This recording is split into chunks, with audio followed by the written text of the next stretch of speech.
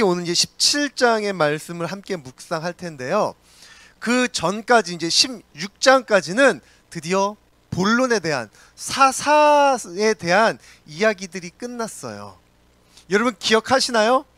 사사기는요 3개로 나눠진다고 문학 구조로서 서론, 본론, 결론의 이야기가 주어지고 있습니다. 서론은 1장부터 3장 5절까지 정확히 맞나요? 어쨌든 3장 그 초반부까지가 서론에 대한 이야기고요. 그리고 3장 6절부터 16장까지가 본론, 그리고 오늘부터 이야기 나눌 17장부터 21장까지가 결론에 대한 이야기예요. 기억하실지 모르겠지만 서론은요 2가지의 서론이 기록되어 있다고 말씀드렸죠. 이중적 서론이에요. 사사기가 어떠한 책인지, 그 시대가 어떠한 시대였는지, 또한 하나님이 원하시는 사사시대의 모습은 어떠했는지가 기록되어지면서, 하지만 그들이 하나님의 뜻대로 살지 못하고 타락의 길을 걷는 그 전초 과정이 사사기 서론에서 2번 이야기가 언급되어지고 있습니다. 그리고 본론은요 사사들의 12명의 사사 이야기를 이야기하면서, 우리가 알고 있는 사사들 히어로적인 영웅적인 그런 요소들이 아니라 결국 그들은 갈수록 시간이 지날수록 타락의 범주가 더 커져갔다라는 거야. 더 거침없이 막무가내로 살아갔다라는 거죠. 타락하니까 그 죄에 대한 그 자책이, 죄의식이 없어졌다, 사라졌다라는 것이에요.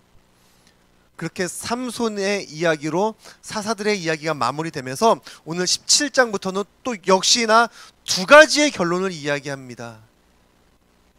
이중적 결론이에요. 2가지 이야기를 하는데 서로 다른 이야기가 아니야. 역시나 같은 이야기예요. 혹시 여러분 기억하시나요? 이거는 우리 수련회 때 했던 것 같은데, 분명히 서론, 본론, 결론의 이야기인데, 이 결론의 이야기는요 이제 사사기의 끝물, 끝의 시점의 이야기가 아니라 사사기의 결론 이야기 역시 사사기 초창기 때에 발생했던 그러한 이야기라는 것이에요. 그것은 무엇을 이야기하냐면요, 본론에서 이야기하는 시간이 지날수록 계속해서 타락하고 있다는 것인데, 그 타락은요 이미 초반부터 이미 타락했다라는 거야. 16장까지 나오지 않던 이야기들이요 17, 18, 19, 21장 계속해서 반복되어지는 이야기가 있습니다. 그것이 무엇인 줄 아세요? 이스라엘의 왕이 없었으므로. 이스라엘의 왕이 없었어. 이스라엘의 왕은 누구이십니까? 주 여호와 하나님이세요. 우리의 왕은 누구세요? 하나님이시라고요. 근데 그 땅에 이스라엘 백성들 가운데 왕이 없었대요. 결국 하나님을 왕으로 섬기지 않는, 하나님을 알지 못하는 세대가 시간이 갈수록 그렇게 변화된 것이 아니라 이미 사사기 초부터 그들은 하나님을 왕으로 섬기지 않았다라는 거야. 죄가 이렇게 무섭다라는 것이에요. 죄는요, 목사님 계속 얘기하죠? 바늘 도둑이 소도둑 되지, 소도둑이 바늘 도둑 되지 않아요. 창세기에서 아담과 하와의 범죄하면요 처음에 불순종이었어요. 어떠한 행위를 하고 누굴 때리고 도둑질하는 그런 행위적인 범죄가 아니었어요. 불순종이었어. 하나님 말씀에 듣지 않는 불순종이었다고요. 근데 그들의 그 작은 마인드가 어떻게 돼요? 그 자녀들에게 가서는 형제가 형제를 죽이는 살인죄로 커진다고요. 가인은요 그래도 내가 내 동생을 죽인 거에 대한 두려움은 있었어요. 하지만 그의 자손 라멕은 어떻습니까? 창세기 5장이에요. 네, 5장 이제 하반절 보면은 라멕의 자손에 대해서 이야기 나오는데, 가인의 자손에 대해서 이야기 나오면서 마지막 라멕의 노래가 나옵니다. 라멕은 이렇게 이야기해요. 내 아내들아 내 이야기를 들어라. 내 말을 들어라 라고 이야기를 해요. 우리는 누구의 말을 듣는 인생이 되어야 합니까? 하나님의 말씀을 듣고 하나님의 말씀대로 따라가는 그 인생이 되어야 하는데, 하나님의 말씀, 하나님의 음성에 귀를 기울이고 그 말씀대로 살아가는 것이 아니라 내 말을 들으라는 거야. 무엇을 이야기해요? 내가 한 소년을 죽였어. 근데 그 죽인 게 당연한 거야. 왜? 저 소년이 나에게 먼저 상처를 줬기 때문에 나는 그 소년을 죽일 수밖에 없었어. 내가 범한 죄에 대해서 당위성을, 그리고 그 심판자가 내가 되는 거야. 죄는요 결코 줄어들지 않습니다. 점점 더 확장되어지고 커져가는 거예요. 그 이야기가 사사기에서도 다시 한번 반복되어지는 거야.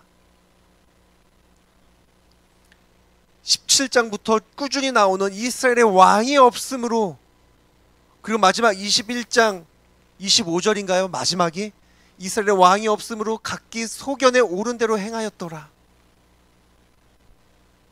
이것은 사사기의 마지막 시대에 이렇게 했다는 것이 아니라 이미 사사기 초반부터 그러한 하나님을 알지 못하고 목소리 큰 자가, 돈 많은 자가, 권력이 있는 자가 왕이 되고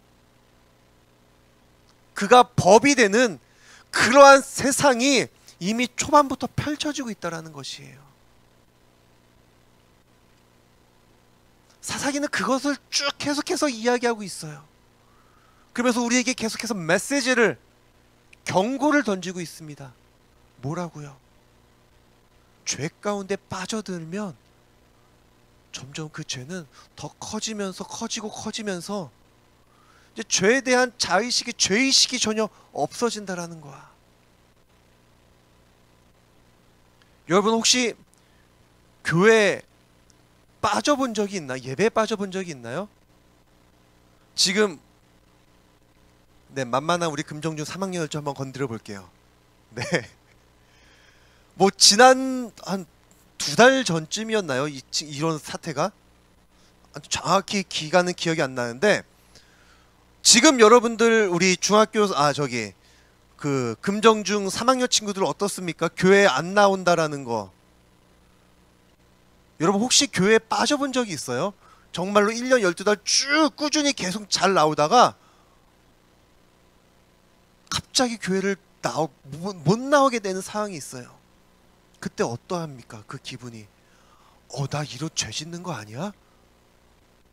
나 진짜 교회 가야 되는데? 뭔가 되게 찝찝해요. 교회 안 나간다라는 거에 대해서.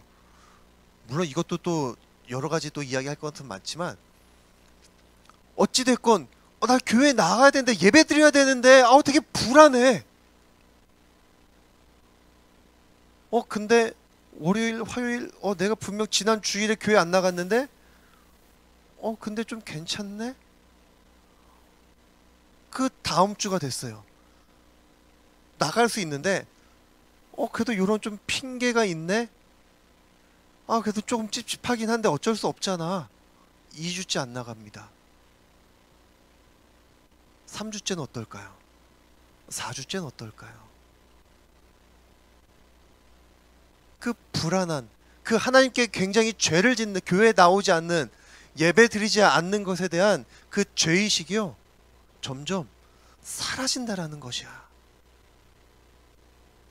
우리 금정중 3학년 친구들 지금 어떠한 마음을, 교회 나오지 않는다라는 것에 대해서 지금 어떠한 마음을 갖고 있니? 그 두려운 마음 잊지 마시길 바래요.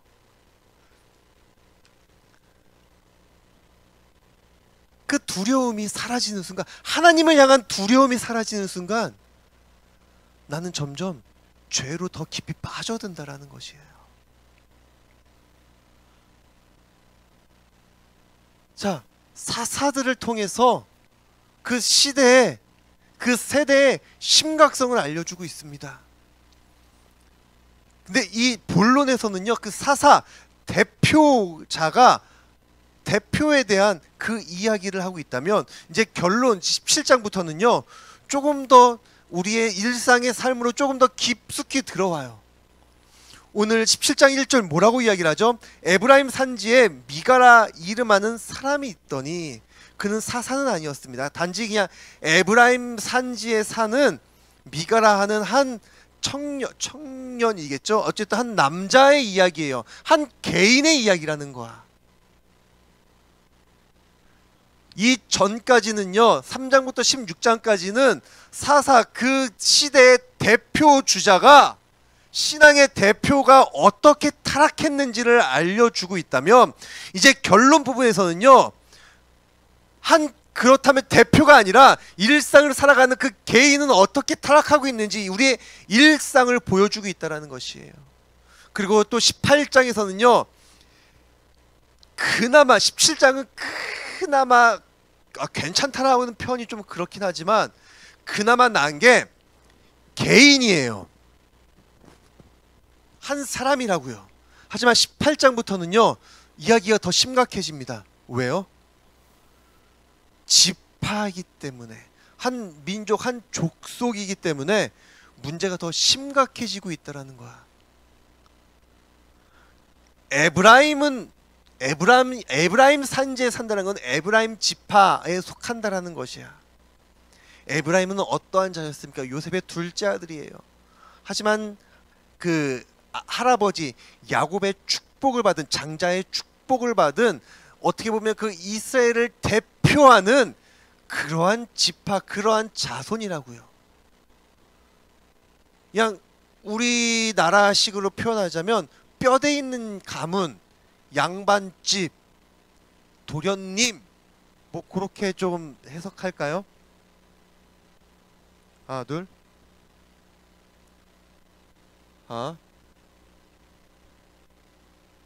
들려요? 네네.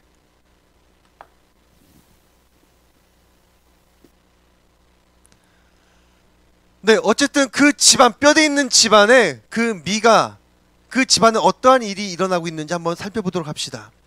자, 2절이에요. 그 어머니에게 이르되 이르되 어머니께서 은 1,100을 잃어버리셨으므로 저주하시고 내 귀에 말씀하셨더니 보소서 그 은이 내게 있나이다. 내가 그것을 가졌나이다 하니 그의 어머니가 이르되 내 아들이 여호와께 복받기를 원하노라 하니라. 이게 무슨 이야기인 줄 아세요? 자, 여기 맨 앞에 앉아있는 주만이가 미가라고 쳐요. 근데 엄마가 와서 이렇게 이야기하는 거야. 야, 나 돈 잃어버렸어. 돈 훔쳐간 놈 아주 저주받을 거야. 이렇게 이야기하는 거예요. 근데 돈 얼마를 잃어버렸냐면요, 은 1,100이래요. 1,100세겔. 이게 오늘날로 따지면 어느 정도 되는 줄 아세요?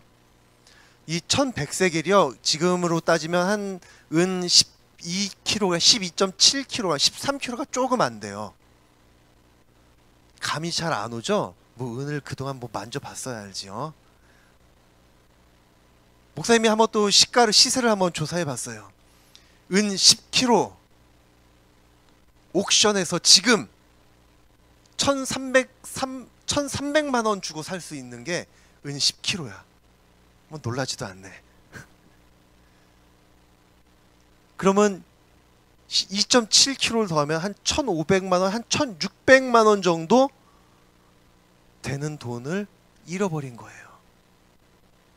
여기서 무엇을 알 수 있는 줄 아세요?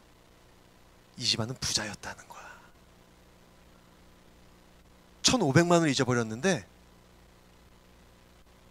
죽여버릴러, 저주받을 거야 로 끝나고 있다는 거죠. 말로 끝나고 있어. 와우. 나 같은 1,500만 원이면 아주 그냥 울고 불고 난리치고 이 세상이 지금 하늘이 무너지고, 네, 그럴 텐데 어쨌든 저주하고 있어요. 내 은 1,100세겔을 훔쳐간 놈은 아주 하늘의 저주를 받을 것이고 아주 대대손손 멸망, 뭐 그런 디테일하게 나오진 않지만 어쨌든 저주하고 있어요. 근데 그 이야기를 이 아들 미가가 들었어요. 근데 미가가 누구냐? 그 은을 훔쳐간 범인이야. 찔리는 거야. 찔린 게 아니고 뭐야? 그 저주. 엄마 여기 있어요. 엄마 내가 훔쳤어요. 이제 이실직고 하는 거예요. 그랬더니 엄마가 또 뭐야 너가 훔쳤어? 내 아들이 훔쳤어? 내가 그를 저주했는데 안 되겠다. 그럼 그 저주보다 더 큰 축복을 하자. 지금 그 이야기가 지금 오늘 본문 말씀이에요. 지금 방금 읽은 2절의 이야기예요. 그래 내가 잃어버린 그 은 1100세겔을 우리 아들 미가 너가 갖고 왔구나. 너는 이젠 하나님의 복을 받을 거야. 이해가 되세요, 여러분? 내가 돈을 잃어버려 갖고 저주를 했는데 알고 봤더니 범인이 내 아들이야. 저주 취소 퇴퇴퇴. 이제 축복할 거야. 지금 꽁트도 이런 꽁트가 없어요. 근데 그 이야기, 그 일이 지금 오늘 본문을 통해서 벌어지고 있는 거예요. 그러면서 3절 미가가 은 1100을 그의 어머니에게 도로 주매 그의 어머니가 이르되 내가 내 아들을 위하여 한 신상을 새기며 한 신상을 부어 만들기 위해 내 손에서 이 은을 여호와께 거룩히 드리노라. 그러므로 내가 이제 이 은을 내게 도로 주리라 라고 이야기를 해요. 내가 너를 축복하기 위해서 신상을 만들 거야. 그리고 이 너가 훔쳐갔다라고 얘기는 아니죠. 너가 나에게 준 이 은을 다시 너에게 주고 여호와께 거룩하게 드릴 거야. 어떻게 보면 되게 은혜롭게 들릴 수도 있어요. 그래도 그 문제가 되었던 이 은을 거룩하게 구별해서 다시 하나님께 드릴 거야. 이 이야기예요. 근데 이 이야기, 그 거룩함의 포장 속에 어떠한 짓을 하고 있는지 4절을 보겠습니다. 미가가 그 은을 그의 어머니에게 도로 주었으므로 어머니가 그 은 200을 가져다가 은장색에게 주어 한 신상을 새기고 한 신상을 부어 만들었더니 그 신상이 미가의 집에 있더라. 분명 3절에서 어머니는요 이것을 하나님께 드리겠다, 너에게 주겠다라고 이야기를 해요. 근데 미가가 훔쳤다가 다시 어머니에게 준 은은 몇 세기 얼마였어요? 1100이었어요. 근데 엄마는 미가에게 또 현금으로 준 것도 아니죠. 얼마너치 신상을 만들었어요? 200만 원어치의 신상을 만들었다는 거야. 분명 그 전에는 네가 나에게 준 은을 다시 돌려주겠다라고 1100을 이야기했는데 실제적으로 아들에게 준 것은 은 200세겔. 그것도 은으로, 현금이 아닌 그것을 이제 도금하는 사람에게 어쨌든 그것을 신상을 만드는 사람에게 줘서 그것을 신상으로 만든 다음에 그것을 준 거예요. 어떻게 보면 우상이 돼버리죠. 그리고 그 우상을요 그의 집에다 갖다 놓고요 그 집이 신당이 돼버리는 거야. 예배의 처소가 돼버려, 즉 교회가 되었다라는 거예요. 그리고 그 아들 중에 한 명을 제사장으로 삼았대요. 이해가 되십니까, 여러분? 한번 좀 요약을 해볼까요? 부잣집이에요. 근데 갑자기 은 1100이 없어졌어요. 그래서 도둑은 누가 범인인지 누군지는 알 수 없지만 저주를 합니다. 근데 알고 봤더니 내 아들이 그 은을 훔쳐갔어. 그 저주를 아들이 듣고 엄마 여기 있어요. 다시 전달해 줍니다. 그래서 아들에게 저주가 이어지게 할 수가 없어서 오히려 축복을 하고 하나님께 내가 이 저주가 되었던, 문제가 되었던 이 은을 하나님께 거룩하게 드린다라고 이야기를 합니다. 하지만 은 1100에서 단 200만을 드리고 그 드리는 것도 신상으로 만들어서 드려요. 드리는 거 분명 교회에다가 드린다는 거죠. 근데 그 드리는 그 교회가 내 집이 되었다라는 거야. 이게 바로 가족 같은 기업이라고 이야기할 수 있나요? 하나님을 이야기하고 있지만 그들이 하는 짓은요, 하나님께 이것을 우리의 죄를 깨닫고 회개하는 형식을 취하고 거룩하게 드린다라고 이야기하고 있지만 결국 그들은 회개가 뭐야? 하나님을 알지 못하고 있어요. 5절 말씀 보면요, 그 사람 미가에게 신당이 있으므로 그가 에봇과 드라빔을 만들고, 이것은 무엇입니까? 에봇은요, 이미 기드온 때 여러분 기억하시나요? 그가 백성들의 모든 것들을 다 받아다가 에봇을 만들고요, 그 기드온의 집에 놔요. 에봇은요, 제사장들이나 입는 거룩한 옷이라고요. 근데 그 거룩한 옷 에봇을 통해서 이스라엘 백성들은요, 오히려 기드온을 바라보게 되고요, 기드온을 우러러보게 돼요. 그 집을 더 거룩하게 신성시화 시킨다고요. 거룩한 제사장이 옷이요, 어느 순간 인간의 시선을 빼앗는, 하나님과의 관계를, 예배를 방해하는 우상이 되어버렸다고요.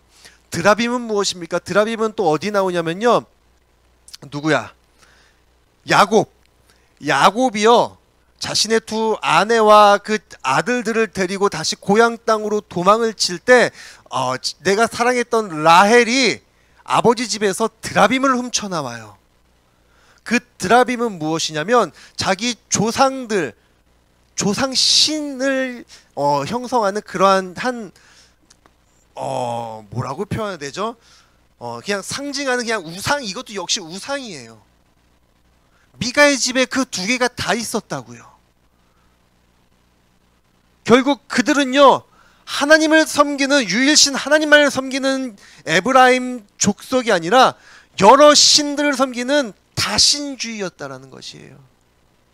그것이 그 시대 이스라엘 그 사사 시대의 모습이었다고요. 하나님을 알지 못하니 나에게 필요한 요목조목 그 신들을 다 섬기고, 오히려 그 신들을 우리 집에 갖다 놓고 내 집이 이방 우상을 섬기는 그러한 산당이 되어버리는 그러한 시대가 지금 사사기 초창기의 시대라고요. 이러한 모든 일들이 바로 6절, 그때에는 이스라엘의 왕이 없으므로 사람마다 자기 소견에 옳은 대로 행하였더라. 아까 초반에 기억나시나요? 목소리 큰 자, 돈 많은 자, 권력 있는 자, 은 1100세겔, 1500, 1600만 원 돈. 물론 지금 그 돈 있다고 이런 이야기를 하는 게 되게 안타깝네요. 뭘 할 수 있는 게 없어요. 차는 한 대 겨우 살 수 있겠네요. 집을 살 수도 없어요. 너네 이제 대학교 가면은 1500만 원 그냥 후딱 넘어가. 그쵸 선생님?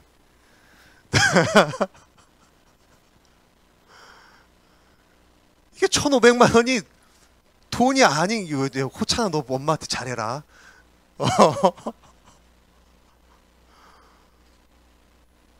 근데 이 시대에는 엄청, 그냥 이게 정확한 비교 대상은 아니지만 한 이 시대에는 우리 한 1억 정도라고 생각을 해보면 조금 더 마음에 크게 와닿을 거예요.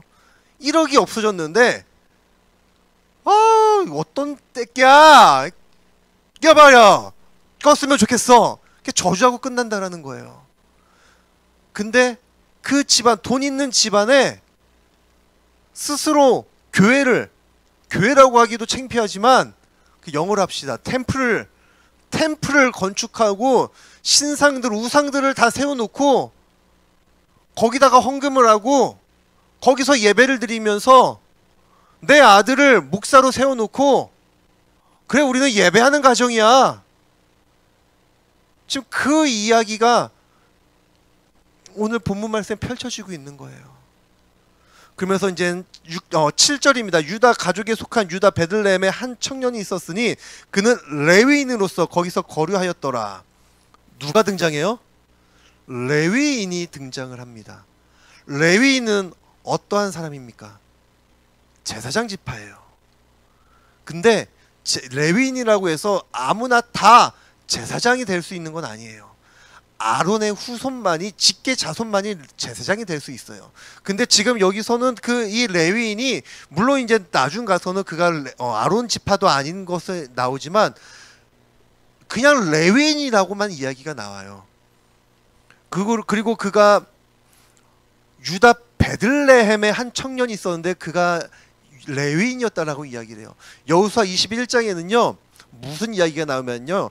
이제 레위인에게 그 레위인에게 분배되어지는 땅 48곳이 나와요. 근데 그곳에 베들레헴은 속해 있지가 않습니다.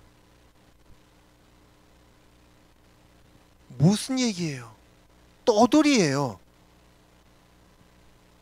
하나님께서 정해주신 내가 지켜야 할 그 구역에 있지 못하고 떠돌아다니는 거야. 좀 다른 쪽 이야기이지만 땡중이라는 거예요. 내가 한 곳에서 하나님의 뜻을 받들고 예배하며 신앙을 지키는 전통 있는 가문의 레위인이 아니라 내가 뭘 할지, 어디로 가야 할지, 어디 있어야 할지, 거기서 무엇을 해야 할지 모르고 정처 없이 떠돌아다니는 그 레위인이었다라는 거죠.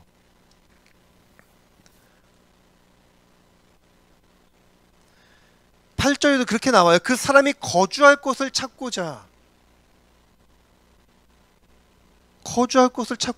떠돌아다니다가 이 에브라임 산지에서 미가의 집에 이릅니다. 9절이요. 미가가 그에게 묻되 너는 어디서부터 오느냐 하니 그가 이르되 나는 유다 베들레헴의 레인으로서 거류할 곳을 찾으러 가노라 하는지라. 이 이야기를 듣고 미가가 그래 기회야 하고서 야 너 레위인이라고? 잘됐다.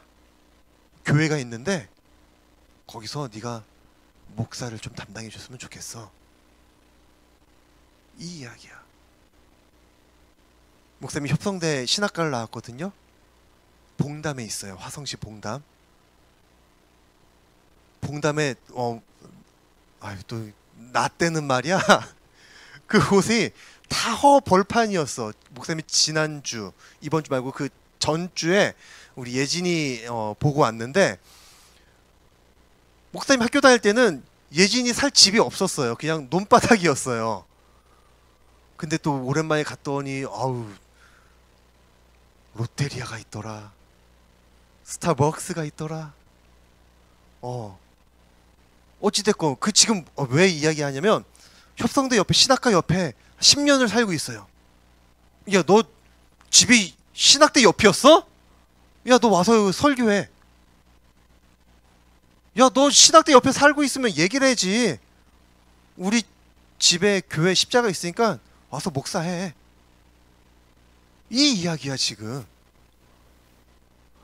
뭔가 신학적인 자격이나 그런 걸 검증을 거치지 않은 상태에서 단지 레위인이라는 그 이야기 하나로 잘 됐네. 야 와서 목사해. 제사장 해. 내가 숙식 다 제공해 줄게. 지금 이 이야기를 하고 있는 거예요. 레위인의 한 청년은 어떻게 생각합니까? 아니야 내가 난 그럴 자격이 없어가 아니라 웬 떡이야? 안 그래도 나 지금 잘 것도 없고 지금 나 어디에서 어떻게 지내야 될지 막 찾아다니고 있는데 이건 분명 하나님이 주신 나의 기회야. 이것이 하나님의 은혜야 라고 생각하지 않았을까? 그 제안을 덥석 받아듭니다. 그리고 제사장이 돼요. 근데 그 제사장은 한 지파, 하나님을 위한 그 제사장이 아니라 한 개인, 한 가정을 위한 제사장이 된 거예요. 그러면서 13절에 미가가 뭐라고 이야기합니까? 이에 미가가 이르되 레위인이 내 제사장이 되었으니 이제 여호와께서 내게 복 주실 줄을 아노라 하니라. 이제 됐다는 거야. 그동안 분명 동생인지 형인지는 알 수는 없습니다. 하지만 미가 어머니의 아들 중에 그 신당 그 교회에 제사장으로 삼았어요. 근데 뭔가 자기도 찝찝했던 거야. 제사장은 분명 레위 지파에 속한 자가 제사장 직분을 감당해야 되는데 내 형제가 아니 내가 나를 아는데 우리 집안을 아는데 제사장이야 목사야? 뭔가 찝찝해요. 근데 너 레위야? 레위이냐? 그래 우리 집 와서 제사장 해. 이제 됐어. 이젠 모든 것이 다 완벽해졌어. 하나님의 축복이 무조건 우리 집에 임하는 거야. 지금 그 이야기를 성경 17장, 사사기 17장은 기록하고 있는 것이죠. 여러분, 우리의 왕은 누구세요? 하나님이세요. 물론 우리 집이 내가 서 있는 그곳이 교회가 되고 언제 어디서나 어떤 환경에서나 예배를 드려야 함은 맞아요. 근데 그것도 여러분 다 알고 있죠. 하지만 지금 이 상황이 똑같고 비슷한 상황이 아니다라는 것도 분명 여러분들도 알고 있을 거야. 무엇이 달라졌습니까? 본질이 변했어요. 하나님을 왕으로 섬기며 하나님의 이름을 찬양하며 하나님을 예배하는 것이 아니라 내가 편해지고자 나에게 더 많은 복, 내가 더 잘 되고자 더 잘 먹고 잘 살고자 하는 그러한 욕심이 그러한 죄가 내 삶을 지배하기 시작했다라는 거예요. 여러분 뜬금없이 질문 하나 드립니다. 지금 여기 서 있는 이 정은호 목사님은 이단일까요? 아닐까요? 왜 그렇게 자신할 수 있죠, 주만이? 야, 왜 말을 못해? 왜 말을 못해? 목사님이 이것을 또 예전에 한번 목사님 제자에게 한번 또 이야기를 해봤습니다. 야, 넌 우리 이제 그 당시 섬기는 교회를 이야기하면 넌 우리 교회가 이단이라고 생각하냐 아니라고 생각하냐? 아니래요. 왜? 우리는 그래도 기독교 대한 감리교회에 속해 있잖아요. 근데 그러니까요. 그러면 나는 그때 이제 전도사님이었으니까 전도사님은 이단이세요? 이단 아니죠. 왜? 아니 협성대 다니시잖아요. 그래서 여러분 진짜로 우리 교회가 감리교 교단에 속해 있다고 이단이 아닐까요? 여러분 오해하지 마세요. 그렇다고 우리 교회가 이단이라는 이야기는 절대 아니에요. 그렇다고 또 이 목사님이 이단이라는 이야기는 절대 아니야. 근데 우리는 흔히 착각도 아니고 생각조차 하지 않는 게 있어요. 이단은 그냥 우리가 흔히 알고 있는 하나님의 교회, 뭐 재림교, 뭐 안식일 똑같죠. 그리고 뭐 신천지. 물론 걔네들이 이단이 맞죠. 여러분 이 단의 뜻이 뭔지 아세요? 한자를 쓰고 있습니다. 달을 이의 끝단자예요. 끝이 다르다라는 거야. 그 이단 그놈의 자식들도요. 그 시작이 무엇인 줄 아세요? 성경에서 시작됐다라는 거예요. 하나님의 이야기로 하나님의 말씀으로 시작되다가 요거는 이게 아닌 것 같은데 내 생각이 맞는 것 같은데 요렇게 한번 이야기해 봐야지. 요거 요렇게 조금만 아다르고 어다르게 이야기하면 사람들이 날 조금 더 추앙하겠네. 말을 조금만 토시 하나만 바꿔놓으면 이 헌금을 교회 위해서가 아니라 내 좋은 옷 사는데 내가 조금 더 좋은 차 타기 위해서 쓸 수 있겠네. 이렇게 조금씩 바꿔가는 거예요. 출발은 분명 하나님이에요. 그들도 계속해서 하나님을 이야기해요. 성경 말씀을 이야기하고 있어요. 정말 부끄러운 이야기지만 어떻게 보면 우리보다 더 많은 성경을 공부하고 읽기도 하고 묵상이라고 하긴 좀 그렇지만 어쨌든 대비하고 있다고요. 하지만 그들은요, 성경을 많이 읽고 많이 공부하지만 그들은 무너뜨리기 위해 성경을 읽는 거예요. 우리를 공격하기 위해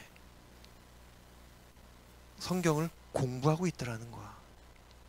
그리고 그들은 성경을 전체적으로 보고 바라보고 묵상하고 은혜를 받는 것이 아니라 그들이 필요한 그 구절 구절만, 그들이 공격받는 그 질문에 대한 적절한 해답만을 똑 집어서 공부하고 사람들을 설득시키기 위해서 공부하고 있다는 거죠. 어찌되었건 이단은 그 끝이 다르다는 거야. 하나님으로부터 시작하였으나 그 끝은 결국 내가 되고 있다는 거예요. 한 사람이, 한 교주가 되어서 야, 하나님의 말씀이야, 그리고 내가 바로 온 메시아야, 내가 예수 그리스도야, 내가 사도 바울이야. 우리나라에요, 예수님이 한 열 몇 분 계시고요, 사도 바울도 한 20 몇 명 있대요. 점점 말씀이 내가 복음으로 바뀌는 거예요. 근데 희한하게 사람들이 거기에 빠지대. 희한하게 거기에 홀리대요.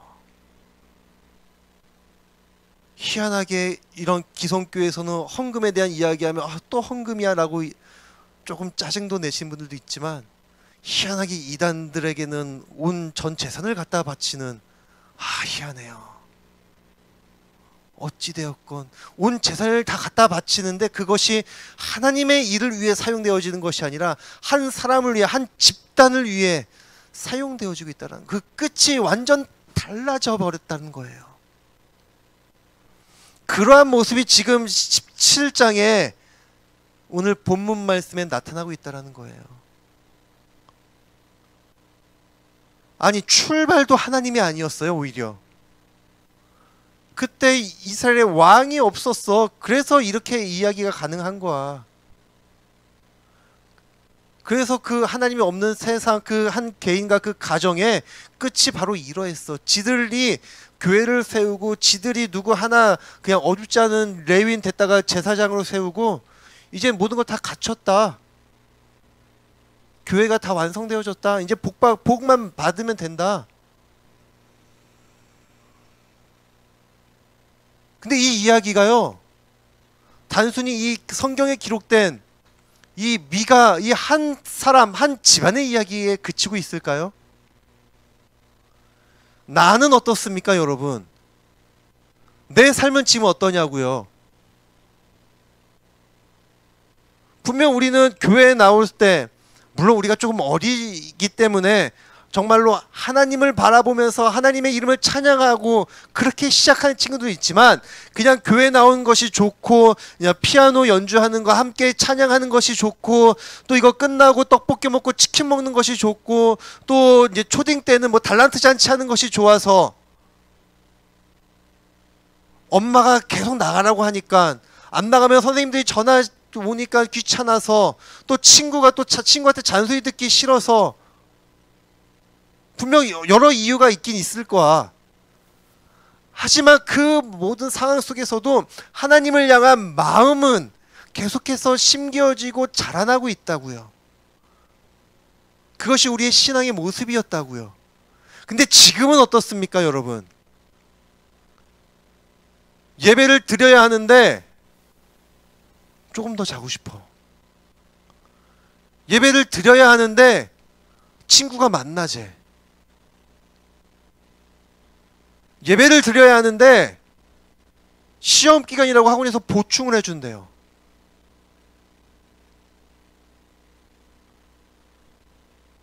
여러분들의 예배는 어떠합니까, 지금?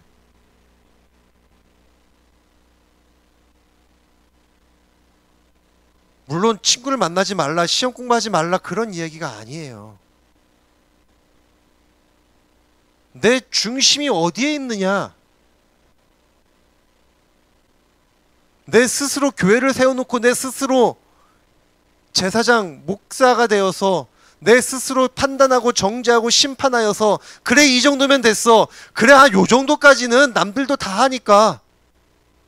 내 스스로 지금 판단하고 내 스스로 가이드라인을 세워놓고 요 정도는 괜찮아. 그 기준을 세워놓고 있지는 않은지 여러분들의 예배를 다시 한번 점검하시길 바랍니다.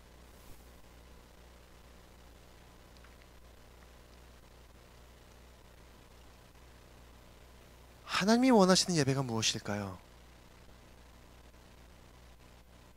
하나님이 원하시는 예배와 지금 내가 드리고 있는 예배, 다시 한번 생각해 보시길 바랍니다. 분명 우리에겐 넘지 말아야 할 선이 있어요. 하나님은 그 선을 지키시길 원하고 계세요. 분명 우리가 어떠한 죄를 범해도 우리가 회개하고 하나님께 돌아설 때 하나님은 용서해 주십니다. 이것이 가장 중요한 거예요. 회개하고 돌아오는 거. 하지만 하나님께서 또 얄짤 없으신 것이 있어요. 사도행전 몇 장이죠? 아나니아와 삽비라에 대한 이야기 여러분 아실 거라 생각이 되어집니다. 그들은 밭을 팔았습니다. 그리고 하나님께 다 드린다라고 이야기를 해요. 나중에 또 나중에 할 게 너무나 많네요. 어쨌든 그들이 밭을 팔고 드리는 이유는요, 그들 스스로 나오는 신앙의 고백이 아니었어요. 그때 상황들이, 공동체 상황들이 다 자신의 것을 팔고 다 공동체에게 나눠서 함께 생활하는 그러한 시대 속에 우리도 뭔가를 해야 되는데 어쩔 수 없이 하는 그러한 상황적인 배경이 있었다라는 거죠. 근데 그들은 그 판 모든 것을 드리는 것이 아니라 일부만 드렸어요. 그리고 회개할 줄 몰랐어요. 결국 그들은 하나님으로부터 죽임을 당합니다. 넘지 말아야 할 선을 넘어버린 거예요. 여러분, 하나님의 선을 지키시길 바랍니다. 예배의 선, 십자가의 그 길을 지키며 나아가시는 주님의 귀하고 귀한 자녀들이 되시길 주님의 이름으로 간절히 축복합니다.